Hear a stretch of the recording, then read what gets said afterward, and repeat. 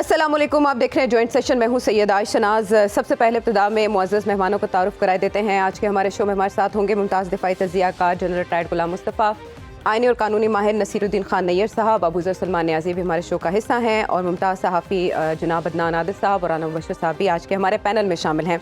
और ऐसे में जब गाज़ा की सिचुएशन पर इंटरनेशनली हम देख रहे हैं मिला जुला रद्द अमल, लेकिन अभी तक वहाँ बड़ी तादाद में मुसलमान जो हैं वो शहीद हो चुके हैं और उस पर कोई रोक देखने में नहीं आ रही, और जनरल असम्बली का इजलास उस पर कल तलब किया गया है, होने जा रहा है वहाँ की सिचुएशन पर इजलास। तो हम देख रहे हैं कि भारत के इस्तिबदादी निज़ाम ने एक नई करवट ली है। उसकी वजह यह हुई कि जो भारतीय सुप्रीम कोर्ट का 5 रुकनी बेंच, उसने 5 अगस्त 2019 के मोदी सरकार के फैसले को अपहोल्ड करते हुए ये करार दिया है कि आर्टिकल 370 आइन की आर्जी शिक थी और जम्मू और कश्मीर इंडिया का अटूट अंग है। ये भारतीय सुप्रीम कोर्ट कह रही है, और ये 5 सितंबर को फैसला महफूज किया गया था, और अगले साल सितंबर तक जम्मू कश्मीर वादी में इलेक्शन कराने का हुक्म भी इस फैसले में दिया गया है। 20 से ज़ायद दरखास्तें भारतीय सुप्रीम कोर्ट के रूबरू थीं, और रोज़ाना की बुनियाद पर 16 दिन समाअत इसकी जारी रही, जिसके बाद ये फैसला महफूज किया गया था। इस फैसले के बाद आलमी बरादरी के रद्द-ए-अमल पर तो हम बात करेंगे, लेकिन पाकिस्तानी रद्द-ए-अमल क्या है, सुनिए हमारे निगरान वज़ीर ख़ारिजा को। Final disposition of Jammu and Kashmir is to be made in accordance with the relevant United Nations Security Council resolutions and in accordance with the aspirations of the Kashmiri people. India has no right to make unilateral decisions on the status of this disputed territory against the will of the Kashmiri people and Pakistan. Pakistan does not acknowledge the supremacy of the Indian Constitution over Jammu and Kashmir being an internationally recognized dispute. Any process subservient to the Indian Constitution carries no legal significance. इसकी कोई आईनी और कानूनी हैसियत नहीं है, ये निगरान वज़ीर ख़ारिजा जलील अब्बास जिलानी साहब कह रहे हैं, और मुतनाज़ ख़ित्ते पर यकतरफ़ा फ़ैसला कबूल नहीं किया जाएगा, मगर पाकिस्तान के पास खेलने को क्या कार्ड्स हैं इसके ऊपर आज अपने एनालिस्ट से जानेंगे। हमारे साबिक़ वज़ीर ख़ारिजा पाकिस्तान पीपल्स पार्टी के रहनुमा बिलावल भुट्टो ज़रदारी साहब ने भी इस पर बात की, क्या कह रहे हैं वो? एक बार फिर साबित हो गया है भारत है वो इंटरनेशनल लॉ को, इंटरनेशनल लॉ नॉर्म्स को, यूनाइटेड नेशंस के पोजीशंस को नहीं मानते, और जो दुनिया की ताकतें हैं उनको सोचना पड़ेगा कि वो कब तक अपना दोस्त का इस किस्म के रवैया को कबूल करेंगे। भारत का पार्लियामेंट हो, भारत का अदलिया हो, वो यूनाइटेड नेशंस के सिक्योरिटी काउंसिल्स के रेजोल्यूशंस को रीराइट नहीं कर सकते। Kashmir is a disputed territory to be solved in accordance with international. अब ये जो पाकिस्तानी मौक़िफ़ है आलमी सतह पर, ये किस तरह से मनवाया जा सकता है अगर आप सॉलिड फुटिंग्स पर भी हों, और वहाँ के अवाम, जम्मू कश्मीर के अवाम की जो आवाज़ है उसको बतौर जबर दबा दिया गया हो। इस पर बाकायदा BBC की एक रिपोर्ट भी आई थी, और वहाँ सहाफ़ियों को किस नौइयत के जुल्म का सामना करना पड़ता है, उनको इन्वेस्टिगेशन के लिए बुलाया जाता है, उनको खामोश रहने को कहा जाता है। बाकायदा इस पर बैनुल-अक़वामी इदारों की रिपोर्ट्स हैं, लेकिन जैसे कि बिलावल भुट्टो ज़रदारी साहब भारत को आलमी ताकतों का दोस्त करार दे रहे हैं, तो दोस्त के साथ आलमी ताकतें क्या रवैया बरतेंगी?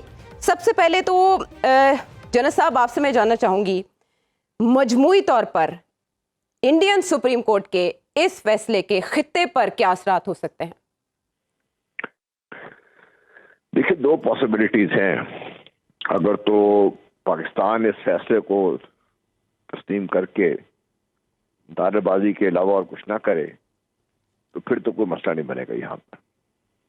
इससे कदम आगे बढ़ेंगे, इसके बाद जो उनका अगला डिक्लेयर्ड ऑब्जेक्टिव है गिलगित बल्तिस्तान, और फिर जो पाकिस्तान के साथ है आज़ाद कश्मीर, वो उस तरफ बढ़ेंगे, क्योंकि इंडिया यहाँ पे रुकेगा नहीं। श्रीनगर में जो मेरे बच्चे बच्चियाँ, बेटे बेटियाँ, बहन भाई अपनी जानें इसमत कुर्बान कर रहे हैं, वो मेरी जंग पाकिस्तान की जंग लड़ रहे हैं, और अगर वहाँ पे उनको नाकामी हो गई तो नुकसान फिर पाकिस्तान को इससे ज़्यादा होगा। इससे दूसरा ये है कि पाकिस्तान इस पर खड़ा हो जाए, और खड़ा होने के लिए हर जो भी हरबा है वो इस्तेमाल करना पड़ेगा पाकिस्तान को। जहाँ तक बैनुल-अक़वामी क़वानीन हैं ان کا اثر آپ نے فلسطین میں دیکھ لیا، کشمیر میں دیکھ لیا، آسام میں دیکھ لیا. کسی کے کان پر جوں نہیں رینگتی اس پہ، کیونکہ یہ اس وقت انٹرسٹ ہے انٹرنیشنل پاورز کا، جو اس وقت سپر پاور بھی ہیں اور طاقت بھی ان کے پاس ہے، کہ وہ بھارت کو یہاں اس خطے میں مضبوط کریں، اتنا مضبوط کریں کہ پاکستان کمزور ترین صورتحال میں آ جائے اور اس خطے میں بدماشی ہو اور سلط ہو بھارت کا اس میں. اس لیے وہ بھارت کو تو کچھ نہیں کہیں گی، لیکن پاکستان نے کیا کرنا ہے اس سلسلے میں؟ پاکستان نے پسپائی اختیار کی ہوئی ہے جب سے شملہ ایگریمنٹ ہم نے سائن کیا ہے اس پہ. اس وقت سے اس مسئلے پر ہم نے پسپائی لگاتار اختیار کرتے رہے ہیں. بیچ میں ایک کارگل پہ ہم نے کوشش کی تھی، لیکن اس کا اشر بھی صاحب کے سامنے آپ کے کیا ہوا. 5 اگست کے بعد ہمارے پاس آپشن تھی، وہ ہم نے اسمبلی میں وزیر اعظم نے کہا کیا میں لڑائی لڑ لوں؟ آپ اپنے جو کور انٹرسٹ ہیں اس کے لیے آپ کو جانیں قربان کرنی پڑتی ہیں. کشمیری اگر اپنی جانیں قربان کر رہے ہیں، سب کچھ اپنے داؤ پہ لگا دیا انہوں نے، تو پاکستان کے انٹرسٹ میں تھا کہ ان کی ہم سپورٹ کرتے، لیکن ہم اس سے ہی پیچھے ہٹ گئے.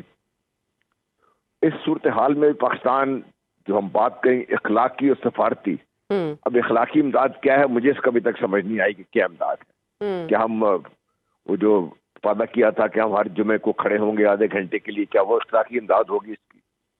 سفارتی طور پر جہاں تک تعلق ہے، ابھی آپ نے ہمارے سابق وزیر خارجہ کی آپ نے بات سنی، کہا یہ ڈسپیوٹڈ ٹیریٹری ہے. ڈسپیوٹڈ ٹیریٹری نہیں ہے کشمیر. کشمیر 1947 کو جو معاہدے ہوئے تھا اس کا ایک ایجنڈا ختم نہیں ہوا، اس کا ایک حصہ ہے اس کا. یہ ایک آئیڈیالوجیکل ڈسپیوٹ ہے، یہ کوئی ٹیریٹوریل ڈسپیوٹ نہیں ہے. یہ ٹھیک ہے، جب یہ بات کرتے ہیں تو اپنا کیس ہم خود ہی اس کو ختم کر کے رکھ دیتے ہیں. انٹرنیشنلی تو متنازع ہی کہا جاتا ہے نا. ہم اپنی بات کرتے ہوئے تو ظاہر ہے یہی کہیں گے، اور جیسے کہ کہا جاتا ہے نہیں کہہ سکتے. میں تو یہ کہہ رہا ہوں جب میرے وزیر خارجہ کہتا ہے ٹیریٹوریل ڈسپیوٹ ہے تو ہم خود اپنے کیس ختم کر دیتے ہیں. یہ بات سمجھ نہیں کیا اس میں. یہ ٹیریٹوریل ڈسپیوٹ نہیں ہے، یہ آئیڈیالوجیکل ڈسپیوٹ ہے. اس کو اگر اس خطے میں اس زون میں لڑیں گے تو پھر اس کو لڑنے کا طریقہ کار اور ہوگا اس میں. ٹھیک ہے، ہماری سفارتکاری انتہائی کمزور ہے سلسلے میں. وزیر خارجہ کا بیان دونوں کا میں نے سن لیے ہیں، اس سے زیادہ ہم کچھ کریں گے نہیں. بٹ آرمی چیف آپ پوری انٹرنیشنل کمیونٹی کو آپ جا کے جگائیں گے نہیں، بالکل. The visit of army chief to امریکہ، آپ کو لگتا ہے کہ اس دوران اس معاملے کو لے کر ٹھوس بات ہو سکتی ہے بھارت کے حوالے سے؟ اگر ہم دیکھیں تو اسرائیل کی بیکنگ کون کر رہا ہے؟ اسرائیل کے لیے مزید فنڈز مختص کرنے کی بات کون کر رہا ہے؟ اب وہاں آرمی چیف جا رہے ہیں، تو آپ کے خیال میں وہاں جا کر یہ بات کی جا سکتی ہے اور اس پر پاکستان اپنے ایجنڈے کو آگے بڑھا سکتا ہے؟ جی بالکل کرنا چاہیے. آرمی چیف کے لیے یہ بہت اچھا موقع ہے کہ وہ پاکستان کا جو ویو پوائنٹ ہے بڑا کلیئر کریں امریکن اتھارٹیز کے اوپر، اور پھر یہ بھی واضح کر دیں کہ پاکستان اپنے انٹرسٹ کے لیے کس حد تک جانے کو تیار ہے. جس دن دنیا کو یہ سمجھ آ جائے گی کہ پاکستان، جس طریقے سے اگر آپ کو یاد ہو 15 اگست 2015 میں مودی صاحب نے لال قلعے میں کھڑا ہو کر بیان دیا تھا کہ مجھے گلگت بلتستان سے خبریں آتی ہیں، مجھے فون آتے ہیں، مجھے میسیجز آتے ہیں. اس وقت کے آرمی چیف گلگت بلتستان گئے تھے، وہاں پہ کھڑے ہوकर ایک بات کی تھی کہ پاکستان اپنے انٹرسٹ کے دفاع کے لیے آخری حد تک جائے گا اور ضرورت پڑی تو اس حد سے پار بھی جائے گا. اس میں جس دن دنیا کو یہ کلیئر ہو گیا کہ پاکستان اس حد سے پار جانے کو تیار ہے، آپ دیکھیے گا کشمیر کے بارے میں لوگ بات بھی سنیں گے، بات کرنے کو تیار بھی ہو جائیں گے، اور پھر شاید بھارت کو مجبور کیا جا سکے کہ اس سلسلے میں جو صحیح قانونی اقدامات ہیں وہ اٹھائے. بالکل ٹھیک ہے. اچھا، اس پہ یو این اور OIC کے ریاکشن کو آپ ایکسپیکٹ کر رہے ہیں کہ وہ بھارت کے حوالے سے؟ جی نہیں. OIC کے سب جو آپ کے جو دوست ممالک ہیں وہ تو بھارت کے ساتھ تجارتی معاہدے کرتے پھر رہے ہیں. وہ تو کشمیر میں ٹورزم کو اور بہت بڑی انڈسٹری کو ڈیولپ کرنے کے تیار بیٹھے ہوئے ہیں، وہ تو کوئی بات نہیں کریں گے آپ کے ساتھ. ہاں ایک روایتی سا بیان ضرور آ جائے گا، یو این میں بات کریں گے جا کے. کیا بات کریں گے آپ اس وقت یو این میں کھڑے ہو کر؟ وہی جو ہم بار بار یہ بات کرتے رہتے ہیں، وہاں پہ سنتا نہیں ہے آپ کی بات کوئی، تو کیا کریں گے ہم کس طریقے سے؟ اپنی بات سنوانے کے لیے آپ کو ہر وہ ضربہ اختیار کرنا پڑے گا جو پاکستان کے ڈسپوزل پر ہے. بالکل ٹھیک ہے. پاکستان کے ڈسپوزل پر کیا کیا ہے اس پر ہم ڈیٹیلز میں بات کریں گے. جج صاحب، آپ کے رائے کا تو شکریہ، لیکن اگر ہم اس کا آئینی اور قانونی پہلو دیکھیں تو نیئر صاحب مجھے بتائیے، جو انٹرنیشنل لاز ہوتے ہیں کیا وہ لوکل عدالتی حکم سے سسپینڈ ہو سکتے ہیں، منسوخ ہو سکتے ہیں، یا اسے چینج کیا جا سکتا ہے؟ نہیں، بائنڈنگ ایفیکٹ تو ہے، لیکن ان کا دیکھنا ہے کہ پیچھے انفورسیبلٹی کتنی ہے. کیا یونائٹڈ نیشن یا سیکورٹی کونسل अपने उस फैसले को जिसके तहत इस इलाके को मुतनाज़ करार दे के यहाँ राय शुमारी करवाना थी, इतने सालों से बरस से गालबन 7 दिहाइयाँ गुजर गई, उसे इम्प्लीमेंट नहीं करवा सके और उसकी इम्प्लीमेंटेशन की तरफ कोई एक पॉजिटिव स्टेप नहीं है। इस दौरान पाकिस्तान और भारत के दरमियान 3 जंगें हो चुकी हैं। अब मुझे एक और समझ नहीं आती कि भारत अपनी इस मौजूदा आइनी शक्ल के ताबे लाइन ऑफ कंट्रोल को क्या इंटरनेशनल बॉर्डर करार देगा, जिसे कि यूनाइटेड नेशन के ऑब्जर्वर्स ऑब्जर्व कर रहे हैं, या उस लाइन ऑफ कंट्रोल को वहीं मेंटेन करते हुए, मैं माजरत के साथ ये बात कर रहा हूँ, क्या वो GB गिलगित बल्तिस्तान और वो कश्मीर जो आज आज़ाद कश्मीर के नाम से खिता है, जो आज़ाद है, इट्स नॉट पाकिस्तान पार्ट, क्या उसे ऑक्यूपाइड टेरिटरी करार देगा और फिर उसे हासिल करने की कोशिशें करेगा? अच्छा, वैसे नहीं साहब, यहाँ पे एक नुक्ते की रहनुमाई करें। जैसे उन्होंने इंडियन ऑक्यूपाइड कश्मीर के हवाले से स्टेटस चेंज कर दिया और उनकी सुप्रीम कोर्ट ने उसे अपहोल्ड भी कर दिया। पाकिस्तान के लिए भी आज़ाद कश्मीर की वही हैसियत है। यहाँ की कोर्ट अगर फैसला ऐसा कोई देती तो क्या इंटरनेशनल रिएक्शन वहाँ पहले आईनी तब्दीली, उससे तो हमारा सारा केस ही खत्म हो जाएगा, कश्मीर डिवाइड होकर रह जाएगा। मेजर हिस्सा उधर है, इधर तो जनरल साहब बेहतर समझते होंगे, इधर तो गालबन 30% है जो आज़ाद कश्मीर जिसे हम कहते हैं। जनरल साहब better part of the valley जो है जी, वो जम्मू और कश्मीर, वो तो सारा उधर है। ये तो वो एरिया जो उस वक्त मुजाहिदीन ने आज़ाद करवा लिया था डोगरा राज से, हालांकि वो बाकी मामला सारे मुख्तलिफ थे।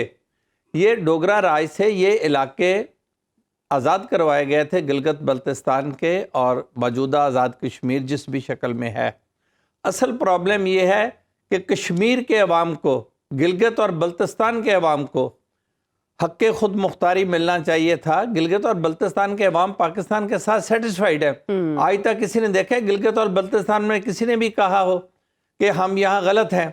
और आज तक कोई एक दिन नहीं आया कि मकबूजा कश्मीर के लोगों ने एहतजाज ना किया हो, जानों की कुर्बानियां ना दी हों। कोई ऐसा दिन बता दे, गन से उनके चेहरे बाकायदा बिगाड़ दिए जाने से, कोई जुल्म बता दें। इज्तिमाई कब्रें मिलती रही हैं, वही जुल्म जो इसराइल आज भी गजा पे कर रहा है और 1948 से पैलेस्टीनियंस पे कर रहा है। तकरीबन वही पीरियड है कि 1948 से इंडिया ऑक्यूपाइड कश्मीर, ठीक है, में यही जुल्म कर रहा है, हर रोज कर रहा है। एक दिन कश्मीरियों ने अमन और सुकून से नहीं गुजारा। 70 बरस से ज्यादा वक्त गुजर गया है और दुनिया के मुनसिफों से आज भी हमारा पाकिस्तान, हमारे कश्मीरी जो मकबूजा कश्मीर में, हमारे कश्मीरी जो आज़ाद कश्मीर में है, जो गिलगित और बल्तिस्तान में, आज भी सिर्फ इंसाफ की तमन्नाई है कि हमें हमारी मर्जी के मुताबिक, जब यूनाइटेड नेशन खुद कहती है कि कौमों को हक़ खुद मुख्तारी मिलना चाहिए, यूनाइटेड नेशन का चार्टर है कि सब कौमों को हक़ खुद मुख्तारी मिलना चाहिए। चलिए मुझे ये बताएं, इस पे यूनाइटेड नेशंस में पाकिस्तान क्या कर सकता है और भारत में क्या इसको चैलेंज, भारतीय सुप्रीम कोर्ट में इसको चैलेंज किया, इस पर अपील जा सकती है? नहीं, अब हम तो वहाँ पार्टी ने उनका तो Indian supreme court challenged it, नहीं इंडियन सुप्रीम कोर्ट का वही व्यू है, कोई रिव्यू में चला भी जाएगा तो कुछ नहीं होगा। बात यह है कि कश्मीरी अवाम की जद्दोजहद को देखिए, कश्मीरी अवाम को उस पर्सपेक्टिव में ना देखिए जो पर्सपेक्टिव हिंदुत्व में पाया जाता है, जो सदर्न पंजाब में, सदर्न इंडिया में पाया जाता है या डीप इंडिया में पाया जाता है। कश्मीर के पर्सपेक्टिव को सिर्फ with in the territory of Kashmir देखिए कि कश्मीर के रहने वाले, जो कश्मीर में पैदा हुए, जो कश्मीरी हैं, वो क्या चाहते हैं। यूनाइटेड नेशन किसी पे रहम भी करे, वो क्या चाहते हैं, इस आवाज को दबा दिया गया। 4 साल तक भारतीय हुकूमत ने इस केस को लटकाए रखा, सुप्रीम कोर्ट में केस लगने नहीं दिया गया और वहां पर इस दौरान जो पाबंदियां देखने में आई वो BBC पर रिपोर्ट की गई, बाद में थ्रेट किया गया उस रिपोर्टर को। मुझे मैं एक बात ऐड कर दूं, आप उन 4 सालों में बता दें कि यूनाइटेड नेशन ने, सिक्योरिटी काउंसिल ने, जनरल काउंसिल ने कोई कंसर्न शो किया हो, OIC ने कोई पॉजिटिव, OIC ने कोई पॉजिटिव स्टेप लिया हो, इंडिया को कभी वार्न किया हो। ठीक है, वो आपने सही कहा, OIC तो फ्रेंडली है towards India, and they just see, OIC they just see this is very painful though, but it is a fact कि Muslim Ummah is not united on Kashmir issue. And Rana साहब, the thing is कि जो हमारी फौजी क़यादत ने इस पर मौक़िफ़ लिया, राहील शरीफ साहब याद आते हैं, उन्होंने एक स्पीच में कहा कि कश्मीर जो है वो बरे-सगीर की तकमील का नामुकम्मल एजेंडा है, लेकिन इसे भारत ने ज़बरदस्ती मुकम्मल किया अपने तौर पर। इस पर आवाज़ या तो आलमी बरादरी उठा सकती है, वो जो लॉज मौजूद हैं उनकी रोशनी में बात की जा सकती है, या पाकिस्तान उनकी आवाज़ बन सकता है। बात यह कि हमेशा डायरेक्शन सिविल मिलिट्री क़यादत की इंडिया के साथ ताल्लुकात के मामले में हमने डाइवर्टेड देखी है, मुख्तलिफ देखी है, 2 मुख्तलिफ डायमेंशंस डिफ्लेक्शन देखी है। अभी नवाज शरीफ साहब जब वापस आए ना, तो वहाँ एयरपोर्ट से निकलते हुए ہم نے گونج سنی کسی سے ملاقات میں، معیشت اور پرامن ہمسائیگی کی بات کی، اور پھر جب واپس آئے تو انہوں نے اسپیچ میں یہ کہا کہ ہمسایوں کے ساتھ لڑائی کر کے ترقی نہیں کر سکتے. اگر مشرقی پاکستان علیحدہ نہ ہو گیا ہوتا تو آج کے اور اس مغربی پاکستان کے درمیان اکنامک کوریڈور بن گیا ہوتا اور انڈیا اس کو رستہ بھی دیتا. ہم جب بھی بات کرتے ہیں ہم کہتے ہیں کہ ہمیں out of the box solutions کی طرف جانا چاہیے، اکانومی ایسے ترقی کر سکتی ہے کہ رستے کھول دیں. ایسے ہمسائے کے ساتھ رستے کھول دیں جو نیکسٹ لیول پر جا کے سوچ رہا ہے کہ آپ کے کسی اور علاقے میں شورش کیسے برپا کرنی ہے. پاکستان اور انڈیا کے تعلقات معمول پر کیسے آ سکتے ہیں ان سب چیزوں کے ہوتے ہوئے رانا صاحب؟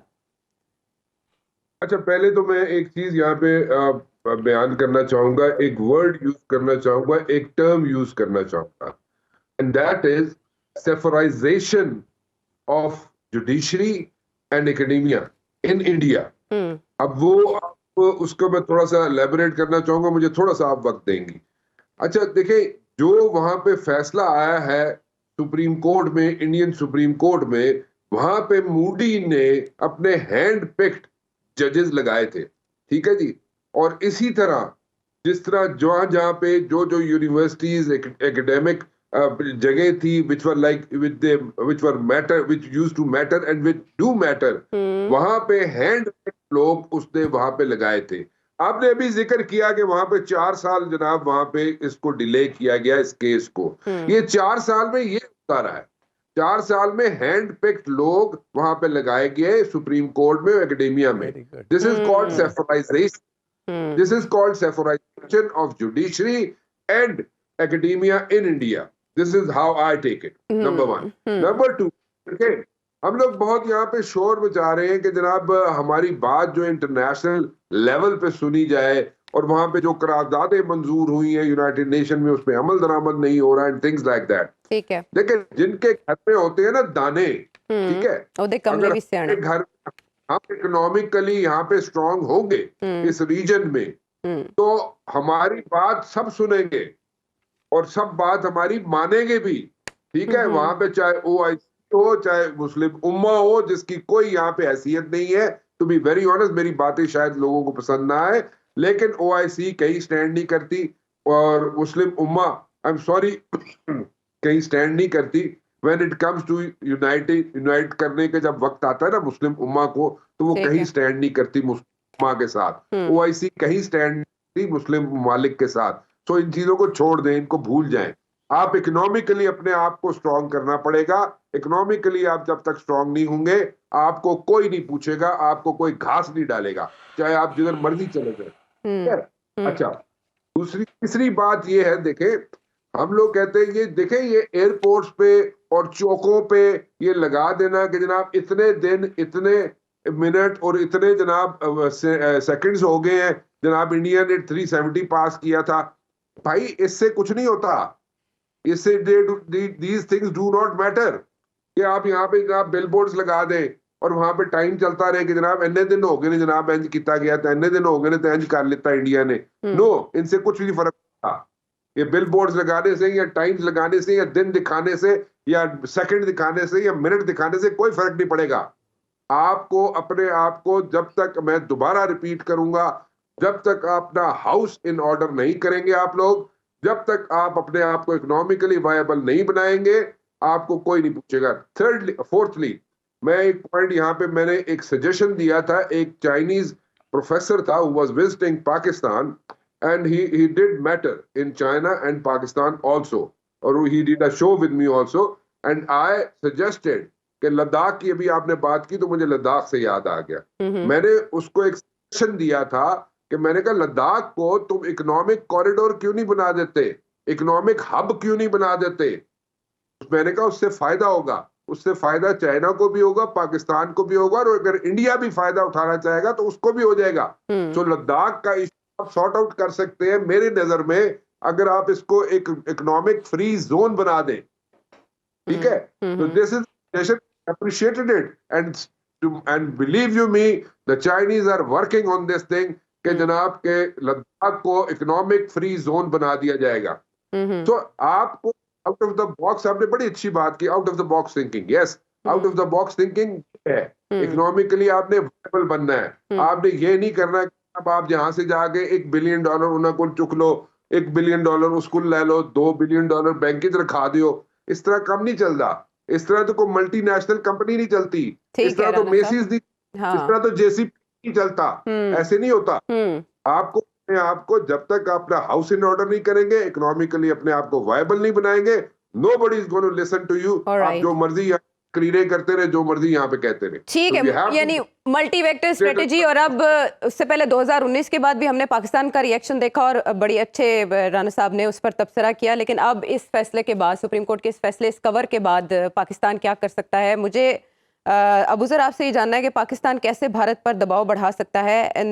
جیسے ہم دیکھ رہے ہیں کہ نریندر مودی ابھی تیسری بار انڈیا کے وزیر اعظم بننے جا رہے ہیں, اور 3 ریاستوں میں جو الیکشنز کے نتائج سامنے ہیں اس سے پتہ چل رہا ہے کہ ان کا کانفیڈنس لیول بڑھ رہا ہے. انہوں نے یہ اقدام بھی اب اقتدار میں آنے کے 2 ماہ بعد لیا تھا, اور ساری طاقتوں کو تقریباً جو ان کے دوست مالے ان کو اعتماد میں لینے کے بعد انہوں نے یہ کام کیا. ان اے وے سب کی طرف, سب کے ساتھ معاہدے کرنے کے بعد انہوں نے اپنے آپ کو اسٹرانگ فوٹنگز پہ رکھتے ہوئے یہ کام کیا, اور ہم نے نہیں دیکھا کہ اس پر کسی کا کوئی سخت موقف بھارت کو لے کے. کہ یونین اسٹیٹس کے رزلٹ آنے کے بعد یہ ججمنٹ جی یہ بات, کیا اسے ہم کہہ سکتے ہیں کہ یہ پری پول ریگنگ ہے اور ان کو سیاسی فائدہ ہوگا اس فیصلے کے بعد بھی؟ ابوذر دیکھیں, ایک چیز سمجھنے کی ضرورت ہے. جوڈیشری جس طرح ورک کرتی ہے نا, خاص کر ایسی دنیا میں جہاں پہ جو ادارے ہوتے ہیں وہ اتنے میچور نہیں ہوتے, اتنے اسٹرانگ نہیں ہوتے. اب انڈین سپریم کورٹ جو ہے وہ اتنی کو پرفیکٹ سپریم کورٹ نہیں ہے. ہماری سے تھوڑی سی بہتر ہوگی, لیکن پھر بھی اس کی ورکنگ بڑی کویسچنیبل ہے. دیکھیں, ایک لا میں ٹرم یوز ہوتی ہے جورسپروڈنس آف فیئر. یہ پوری دنیا میں نا, جب جوڈیشری انڈیپینڈنٹ نہیں ہوتی اور باقی ادارے جو ہوتے ہیں, خاص کر جو اسٹیٹ ہوتی ہے, وہ جوڈیشری سے زیادہ پاورفل ہوتی ہے, اور وہ جوڈیشری فنڈامنٹل رائٹس کو پروٹیکٹ نہیں کر پاتی, آئین کے بنیادی ڈھانچے کو نہیں پروٹیکٹ کر پاتی, تو وہ جو فیصلے دیتی ہے وہ اس کو ہم کہتے ہیں جورسپروڈنس آف فیئر. جورسپروڈنس کے ایسا کیس لا ڈیولپ ہوا ہے جو آؤٹ آف فیئر ڈیولپ ہوا ہے. یہ ہمارے ہاں بھی اب انڈیا میں دیکھیں, جو بابری مسجد کی ججمنٹ آئی تھی وہ بھی جورسپروڈنس آف فیئر تھی آپ کی. ابھی جو یہ ہے, دیکھیں آرٹیکل 370 اسپیشل سٹیٹس دیتا تھا جموں اینڈ کشمیر کو, اس کو ایک پریزیڈنشل آرڈر سے انہوں نے ختم کر دیا, سمپل تھرو پریزیڈنشل آرڈیننس. تو وہ آئین میں ایسے آرڈیننس کی کوئی گنجائش نہیں ہوتی, وہ آپ آئین میں ترمیم نہیں کر سکتے. ہم یہی بحث کرتے رہتے ہیں یہاں پہ. انفیکٹ آج کل بھی جس طرح کی ججمنٹس آ رہی ہیں سپریم کورٹ کی ہماری اور ہماری ہائی کورٹس کی خاص کر جو آ رہی ہیں, اور جوڈیشری کی اوور آل آ رہی ہیں, اس میں بھی آپ کو یہ والی چیز ریفلیکٹ ہوگی. یہ تب ہوتا ہے جب جوڈیشری جو ہوتی ہے انڈیپینڈنٹ نہیں ہوتی ہے ایک اسٹیٹ کے اندر, وہ باقی اسٹیٹ کے جو ادارے ہوتے ہیں اس کے نیچے سب آرڈینیٹ طریقے سے کام کرتی ہے. تو اس وجہ سے یہ انڈین سپریم کورٹ کا فیصلہ جو ہے بالکل کمپرومائزڈ فیصلہ ہے, یہ انڈیپینڈنٹ فیصلہ نہیں ہے. یہ جو اسٹیٹ ہے, خاص کر جو مودی صاحب جس طرح رول کرتے ہیں ایک ڈکٹیٹر کی طرح انڈیا کو, ایک دیکھیں الٹرا نیشنلزم, پیٹریوٹزم, جنگوازم کی تحت ایک پورا ایک سوسائٹی کو انہوں نے میرے خیال سے گیلونائز کر کے ایکسٹریم کر دی ہے. تو یہ بیسیکلی جوڈیشری نے پریشر میں فیصلہ دیا ہے, ایک پورا سوشل سیٹ اپ. دیکھیں کانگریس 100 بری جماعت ہوگی, لیکن ایٹ لیسٹ وہ انڈین سوسائٹی کے لیے اور سب کانٹیننٹ کے لیے بہت بہتر جماعت تھی. بٹ اس فیصلے پر ان کا ریئیکشن ایک ماڈریٹ قسم کی. جی بالکل, دیکھیں اس پہ تو آپ پھر دیکھ لیں نا, ان کا کیا نام ہے, جو ان کے فاؤنڈنگ فادر تھے, نہرو تھی, جو ان کے کانسٹیٹیوشنل میکرز تھے, فریمرز تھے, انہوں نے سپریم کو جو دیا, اس نے جو سٹیٹس دیا ہے کشمیر کو, وہ تو اسپیشل سٹیٹس دیا انہوں نے ایک ابنڈنٹ وزڈم میں دیا تھا, کیونکہ انٹرنیشنل کمٹمنٹس ہیں آپ کی. یہ دیکھیں پاکستان کی بھی یہی کمٹمنٹ ہے with respect to Azad Kashmir and Gilgit Baltistan, کہ جو یو این کی ریزولوشن تھی اس کے تھرو انڈیپینڈنٹ ایک پلیبسٹ ہوگا, اس کے تھرو ڈیسائیڈ کریں گے کشمیری سے ان کا رائٹ ہے ٹو سیلف ڈٹرمینیشن. ہم نے نہیں چھیڑا اس کو, لیکن میرے خیال سے, ویسے میری سجیشن یہ ہے, اگر انڈیا نے ایگزامپل سیٹ کر دیا تو ہمیں بھی کشمیر کو اور جی بی کو جو ہے اپنا سٹیٹس پاکستان کا پارٹ بنا دینا چاہیے as a reaction to this. کیونکہ اگر انڈیا انٹرنیشنل کمٹمنٹس نہیں ایڈہیئر کر سکتا تو پاکستان کیوں کرے. ہاں یہ اس میں رانا صاحب کی بات ہے, ہماری انٹرنیشنل سٹینڈنگ وہ نہیں ہے جو انڈیا کی ہے, کیوں انڈیا کے اوپر تو پھر یو این کا لا اپلائی نہیں ہوتا. اسرائیل کی طرح وہ ایکسپشنلزم انجوائے کرتے ہیں کیونکہ ان کو سپر پاورز پروٹیکٹ کرتی ہیں. اگر ہمیں نہیں کریں گی تو پھر ہم نہیں کر سکتے, لیکن اگر اگر ہماری اتنی سٹینڈنگ ہوتی، دیکھیں ہم تو پوری دنیا سے پیسے مانگ رہے ہیں، تو ہم کس طرح اتنے بڑے سٹیپس لے سکتے ہیں یا انڈیا پہ انفلوئنس لگا سکتے ہیں؟ ہماری اکانومی کا برا حال ہے، ہمارے ملک میں پولیٹیکل سٹیبلٹی نہیں ہے، ہمارے ملک میں آپ کہتے ہیں ہمارا پی ایم انٹرم ہے، وہ پچھلے 8 مہینے سے وہی کام کر رہا ہے، 6 مہینے سے، اس وجہ سے ہمیں کون سیریسلی لے گا؟ پہلے اپنا ان ہاؤس آرڈر کریں گے ہم، تب بھی انٹرنیشنل انفلوئنس ہم ایگزرٹ کر سکتے ہیں، نہیں تو یہیں بیٹھ کے باتیں ہی کرتے رہیں گے، یہ بل سرینا کے سامنے بورڈ شورڈ لگا دیں گے، لیکن ہم کوئی انفلوئنس کنکریٹ کوجنٹ ایگزرٹ نہیں کر سکتے unless and until ہماری کوئی انٹرنیشنل ورتھ ہوگی یا ہمیں کوئی سپر پاور اپنا الائے سمجھے گا یا اپنا پارٹنر سمجھے گا، بیسیکلی بلکہ پارٹنر سمجھے گا کہ ہماری وہ بات ہی سن سکے۔ بالکل ٹھیک ہے، لیکن تو ہم پیسے مانگنے کے لیے مشہور ہے پوری دنیا میں۔ ہاں یہ بات، یہ سکم، یہ کھوکھلا پن نظام کا اپنی جگہ، لیکن وہ کیا کہتے ہیں، مومن ہو تو بے تیغ بھی لڑتا ہے سپاہی۔ عدنان صاحب اگر خود کو حوصلہ دینے کی بات کر لیں تو رقص زنجیر پہن کر بھی کیا جاتا ہے ایسی سچویشن میں جب بھارت جو چاہے کرے۔ ابھی نیئر صاحب نے اختلاف کیا اس بات سے کہ ہمارا کیس کمزور ہوگا اگر ہم بھی وہی کرتے ہیں جو بھارت نے کیا، لیکن ابو سر کا کہ جیسے کو تیسا، اگر بھارت کسی بھی عالمی قانون کو روندتے ہوئے ایسے اقدامات کر لیتا ہے تو کیا پاکستان کے لیے مشکل ہے ایسا کرنا؟ دانا نہیں، مشکل تو نہیں ہے، ایک پارلیمان سے قرارداد ہی پاس ہوگی اور وہ آپ ان کو صوبے کا درجہ دے کے اسپیشل سٹیٹس دے دیں، اس سے زیادہ وہ لوگ بھی چاہتے ہیں، ہمارے زیر انتظام ہے جی گلگت بلتستان کے لوگ تو چاہتے ہیں کہ ان کو صوبے کا درجہ دیا جائے، ان کے پاس پورا ایک صوبائی صوبے کا، جیسے پنجاب سندھ کا ایک پورا نظام ہے، وہاں بھی ایک ایسا نظام بنے اور وہ ان کی خواہشات کے مطابق ہوگا، زیادہ وہ لوگوں کی پارٹیسپیشن ہوگی۔ لیکن جو کشمیر کا ایشو ہے نا، مقبوضہ کشمیر کے لوگ اگر مزاحمت کرتے ہیں تبھی وہ آزادی حاصل کر سکتے ہیں۔ مقبوضہ کشمیر میں جتنی مزاحمت ہوگی اتنا ان کا کیس، بے شک وہ ان کی سپریم کورٹ کچھ بھی کہے، پارلیمان کچھ بھی کہے، لیکن اگر وہاں کے لوگ جو ہیں وہ اٹھ کھڑے ہوتے ہیں اور وہ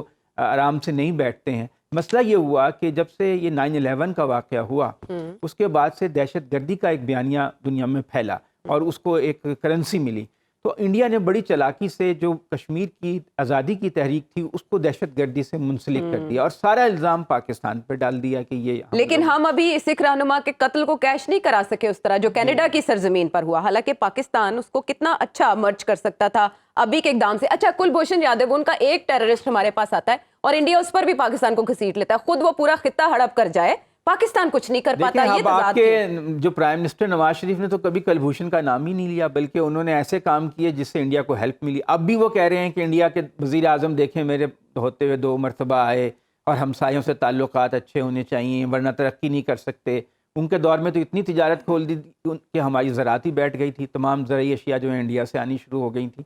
تو آپ ہمارے اندرونی تضادات بھی تو ہے نا، اندرونی طور پہ کمزور ہیں، اس کو کیسے یکجہت کیا جائے یہ بتائیں۔ یہ تو مجھے نہیں، میرے نہیں خیال کہ ہم یکجہتی کی طرف جا سکتے ہیں، ہماری اسٹرکچرل ویکنیسز ہیں۔ اب ہم تو یہی اپنا موقف بھی بیان کر سکتے ہیں عوام کے سامنے، لیکن یہ کہ پاکستان، جیسے کہ ابھی ہمارے دوستوں نے کہا، رانا صاحب نے کہا، بزر نے کہا، معاشی طور پہ بہت کمزور ہے، سیاسی طور پہ عدم استحکام کا شکار ہے، پھر ہماری ہائی مورل گراؤنڈ نہیں ہے۔ ہم دنیا میں جا کے انسانی حقوق کا معاملہ اٹھائیں تو کہیں گے آپ کے اپنے ملک میں انسانی حقوق کی کیا صورتحال ہے۔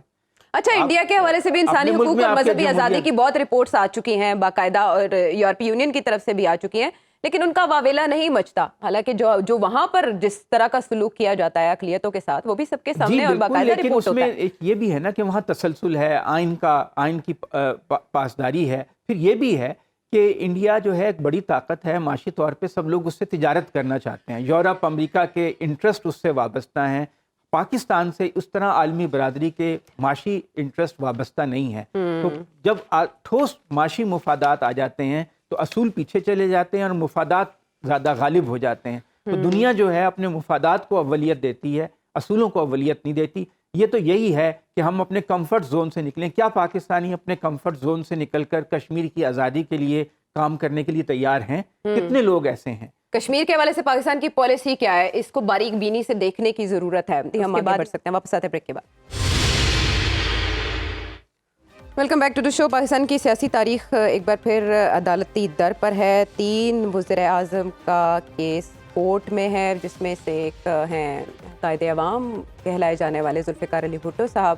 ان کی لائیو نشریات کے لیے بلاول بھٹو زرداری صاحب درخواست کر چکے ہیں سپریم کورٹ سے۔ اس کے علاوہ لذیذیہ ریفرنس نواز شریف صاحب والا معاملہ، اس میں تاحیات نااہلی کی مدت کا تعین کے لیے لارجر بینچ مقرر کرنے کے لیے ججز کمیٹی کو یہ معاملہ بھجوا دیا گیا، وہ اپنی جگہ پر اہم ہے۔ اور دوسری طرف بانی P T I Imran Khan صاحب، ان کا بھی معاملہ ہے عدالت کے روبرو. لیکن ایسے میں ہم دیکھ رہے ہیں کہ نواز شریف صاحب کچھ باتیں کر رہے ہیں, کچھ زخم چھیڑ رہے ہیں. وہ کیا فرما رہے ہیں, سنیں. خواب تھا جو ادھورا رہ گیا, کچھ ایسے عوامل بیچ میں آ گئے, ایسے کردار بیچ میں آ گئے جنہوں نے ایک دوڑتے ہوئے پاکستان کو ٹھپ کر کے رکھ دیا. ہر دفعہ ہمیں نکال دیا گیا. کیوں نکال دیا گیا؟ کم از کم پتہ لگنا چاہیے کہ 1993 میں کیوں نکالا گیا, کہ 1999 میں کیوں نکالا گیا. کہ آج وقت ثابت کر رہا ہے کہ ہم صحیح تھے. 2017 سے بھی پیچھے چلے گئے نواز شریف صاحب, کیوں اتنے جلال میں عدنان صاحب؟ اس لیے کہ ان کو 2/3 اکثریت یا سادہ اکثریت ملنے کا امکان نہیں رہا. ان کو نظر آ رہا ہے کہ وہ آئے لنڈن سے تو ان کا خیال تھا کہ لہر ان کے حق میں چل پڑے گی, لیکن وہ لہر بھی ان کے حق میں نہیں چل پڑی. ان کی مخالف جماعت جو ہے اسی طرح پاپولر ہے, اس کا زور نہیں ٹوٹ سکا. کے پی میں تو خیر بالکل ہی ایک یک طرفہ سین ہے. پنجاب میں بھی کوئی اس طرح کا, وہ پہلے تو کہتے تھے کسی کو ایک سیٹ بھی نہیں دیں گے, اب ان کو چھوٹی چھوٹی جماعتوں کے ساتھ اتحاد کرنا پڑ رہا ہے. استحکام پاکستان پارٹی کو 40 سیٹیں دینی پڑ رہی ہیں, شجاعت صاحب کے گھر جانا پڑ رہا ہے.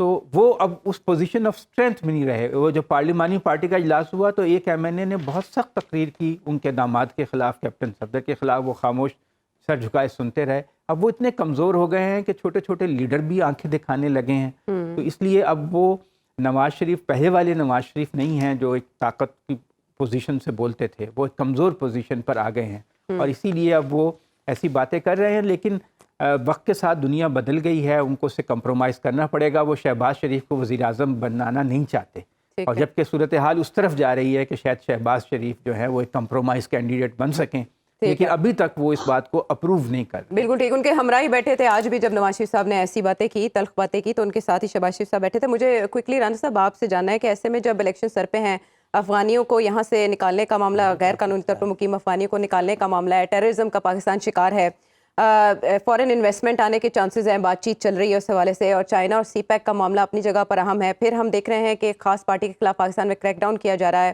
انڈیا کے ساتھ تعلقات کا معاملہ, اور ایسے میں آرمی چیف کا امریکہ کا وزٹ. ان سارے مسائل کے حوالے سے بات چیت ہو سکے گی, ملاقات ہو سکے گی امریکن پریزیڈنٹ سے؟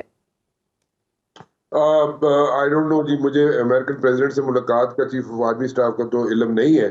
ہاں یہ مجھے ضرور پتا ہے کہ چیف آف آرمی اسٹاف جہاں پہ جو کنسرنڈ ملیٹریلی کنسرنڈ کوارٹرز ہیں وہاں پہ ڈیفینیٹلی جا رہے ہیں, اور وہ اتنی امپورٹنٹ ملاقاتیں ہیں ایز فار ایز دا, اگر ہم ملٹری ایسپیکٹ سے اگر دیکھیں یا سوچیں, یا جو لوگ پیرلی اس کو انڈرسٹینڈ کرتے ہیں, سو آئی وڈ سے کہ وہ بہت امپورٹنٹ ملاقاتیں ہیں, اور اس کو انڈر ایسٹیمیٹ نہیں کیا جا سکتا. This visit is very very important for Pakistan and for the military of Pakistan. جی یہ میں دو ٹرمز یوز کر رہا ہوں, اور اس میں ایک ڈیسیژنز جو ہیں ان کو انفولڈ ہوتے ہوئے آپ آئندہ کچھ ہفتوں میں دیکھیں گے, اور بڑے امپورٹنٹ وہ انفولڈ ہوں گے. ٹھیک ہے, keenly we are observing it.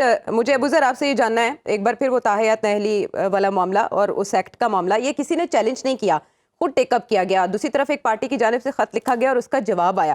مجھے آپ سے یہ جاننا ہے کہ اگر اس کو سپریم کورٹ ٹیک اپ کرتی ہے تو کیا چانسز ہیں, کیا فیصلہ ہو سکتا ہے, اور تب تک کیا کاغذات نامزدگی ہولڈ کیے جائیں گے یا جمع کر لیے جائیں گے تاحیات اہلی کے معاملے کو لے کر؟ دیکھیں, یہ کوئی کیس لگا ہوا تھا کیسرانی صاحب کا, اس میں یہ پوائنٹ جب آیا انڈر ڈسکشن تو وہاں سے یہ پھر بات چلی, پھر اس میں سوال جواب آبزرویشنز آئیں, اور پھر یہ ٹیک اپ ہو گیا کیس. لیکن ایز سچ میرے خیال سے اس طرح کا ایشو انڈر کنسیڈریشن اس وقت نہیں تھا اوور آل, جس طرح اس پہ آرڈر پاس کر کے سب کو نوٹسز کر دیے گئے. بالکل, لیکن اس کے ساتھ ساتھ دیکھیں بڑے امپورٹنٹ کیسز سپریم کورٹ میں اس وقت پینڈنگ ہیں, جیسے جو جبری گمشدگیوں کا کیس ہے, اعتزاز احسن صاحب کی پٹیشن ہے, اس کا کوئی نام و نشان نظر نہیں آ رہا. اور اس کے علاوہ چیئرمین پی ٹی آئی نے بھی ایک لیٹر لکھا تھا, اس کے اوپر بھی سپریم کورٹ نے کوئی کنکریٹ یا سالڈ سٹیپ نہیں نظر آیا. میرے خیال سے جو کرنٹ ہیومن رائٹ وائلیشنز ہیں آپ کے ملک کے اندر, اس کو اس طرح اگنور نہیں کرنا چاہیے, کیونکہ سپریم کورٹ ہی ضامن ہے بنیادی حقوق کی. اور اس کے علاوہ اگر وہ کیسز جو پرانے ہیں یا وہ کیسز جو جیسے ذوالفقار علی بھٹو صاحب کا کیس ہے, ضرور سنے اس کے, لیکن میرے خیال سے اس سے زیادہ پریسنگ ایشوز جو ہیں اس وقت پاکستان کے جن کو سننے کی ضرورت ہے حالات حاضرہ جس کے متقاضی ہیں. مجھے نیر صاحب آپ سے جاننا ہے جسٹس اعجاز الحسن کے خط کے حوالے سے بینچ فکسنگ پر کیا سمجھتے ہیں آپ؟ نظریاتی تقسیم مزید واضح ہو گئی؟ تو کبھی ختم ہی نہیں ہوئی تھی اور مزید گہری ہوگی. وقت ختم ہو گیا. نیر صاحب آپ سے بہت معذرت ہے. اس پہ آنے والے پروگرامز میں کرتے رہیں گے بات. کے لیے لینے کے بعد